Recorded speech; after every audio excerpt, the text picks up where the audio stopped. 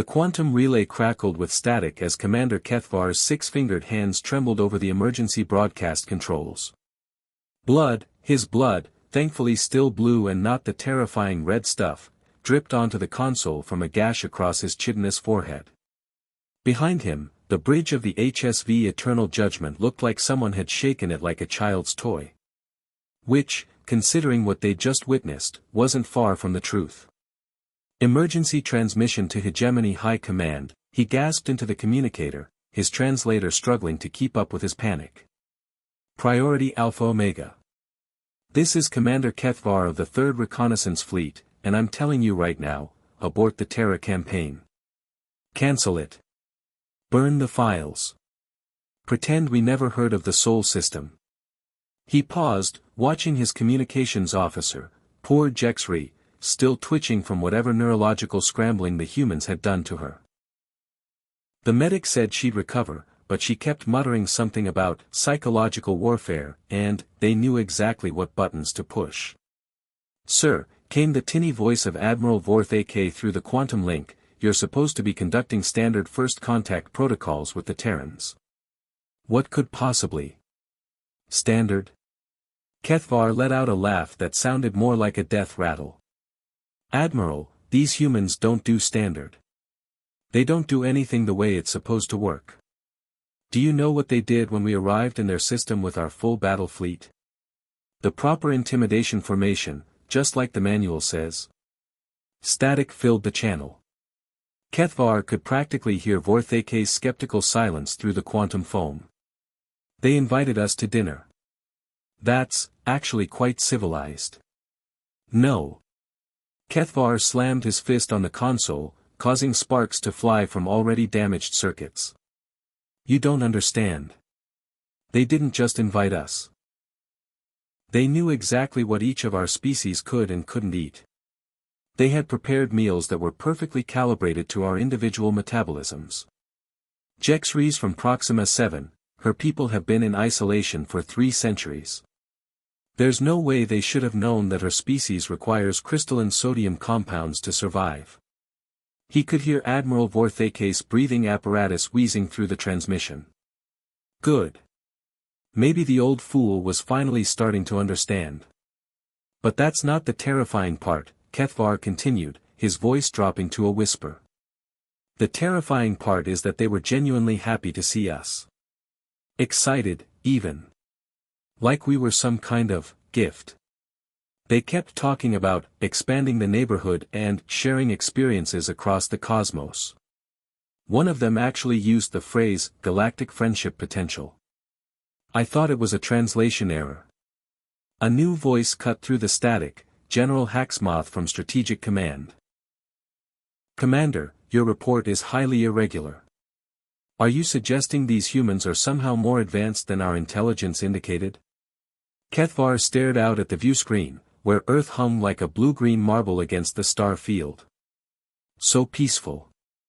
So innocent-looking. So absolutely, fundamentally wrong.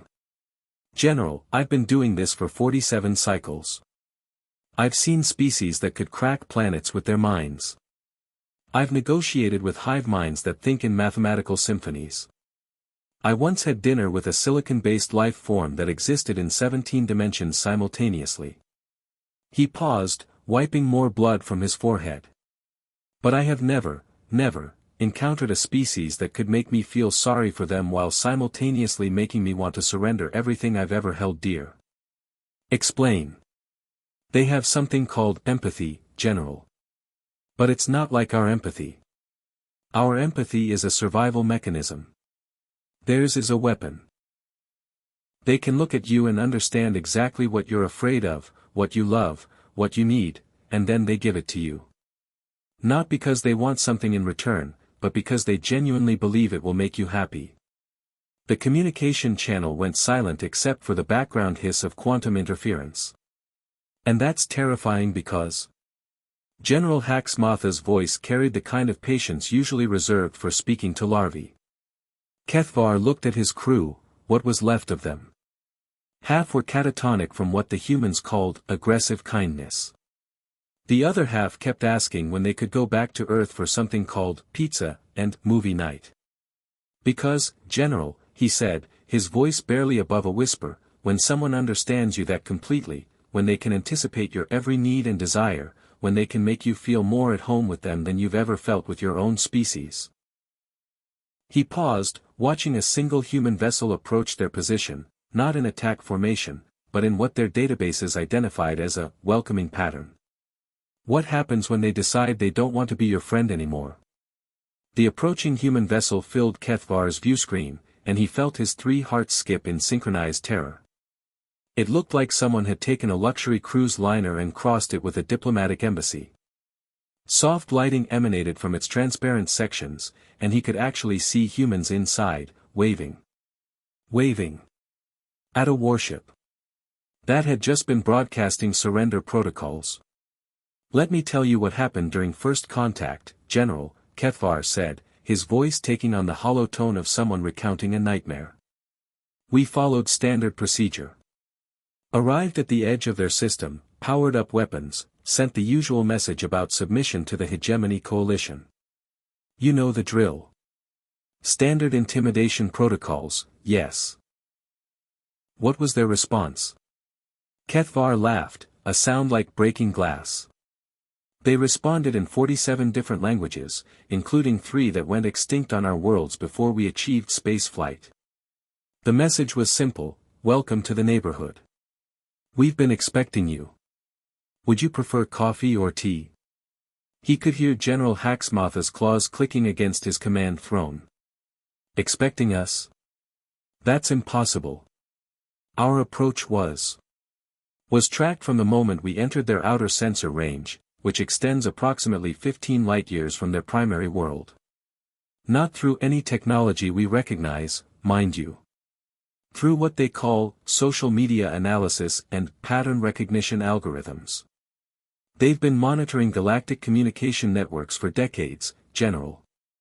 Not for military intelligence. For memes. Static crackled through the channel. Kethvar wasn't sure if it was interference or if High Command was having collective nervous breakdowns. They knew everything about us before we arrived. Our ship configurations, our dietary requirements, our social hierarchies, even our mating rituals.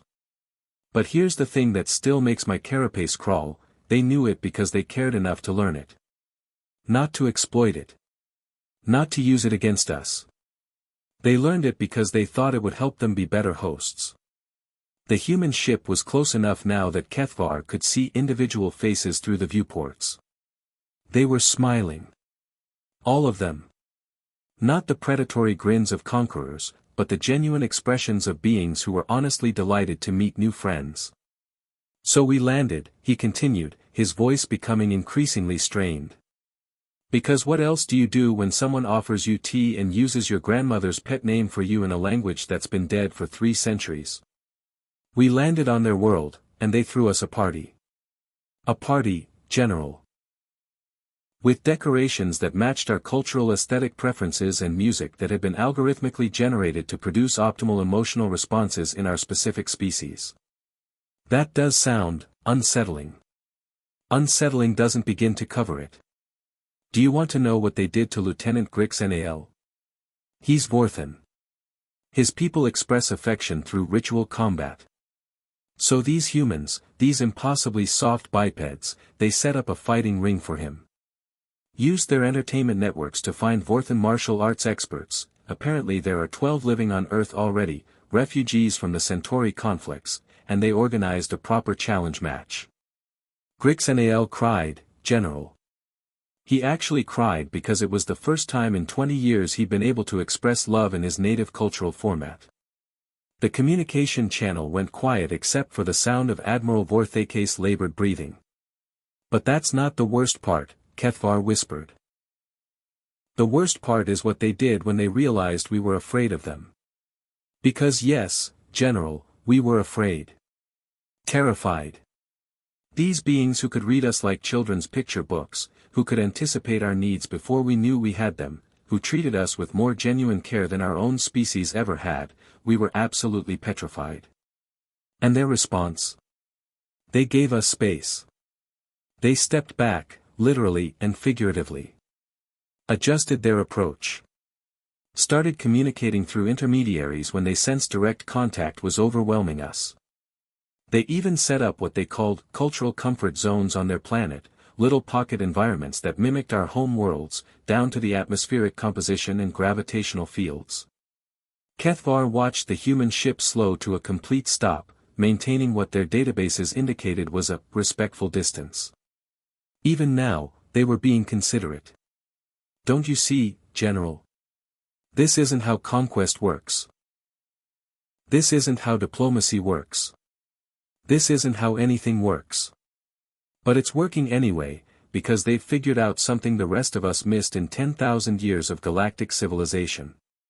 Which is that the most effective way to control someone isn't to dominate them or fear them or even understand them. It's to make them genuinely happy. And these humans, these terrifying, wonderful, impossible humans, they're really, really good at making people happy. The transmission crackled, and Kethvar could hear urgent conversations happening in the background at high command. Someone was probably pulling up Earth's file right now, looking for weaknesses, for some way to fight an enemy that attacked with kindness and conquered through generosity. "Commander," came Admiral Vorthake's voice, heavy with implications, "are you saying the humans have turned your crew?" Kethvar looked around his bridge one more time. At Jexri, who was now humming something called a lullaby that the humans had taught her. At his weapons officer, who was learning to play an earth instrument called a guitar. At his navigator, who had spent the last 3 hours video calling his family to tell them about something called ice cream. "No, Admiral," he said finally. "I'm saying they've made us realize we've been turned against ourselves this whole time. And now that we know what it feels like to be genuinely cared for." He paused, watching the human ship's docking lights begin to pulse in what he now recognized as a gentle, non-threatening pattern. "Well, let's just say the idea of going back to the way things were before seems a lot less appealing."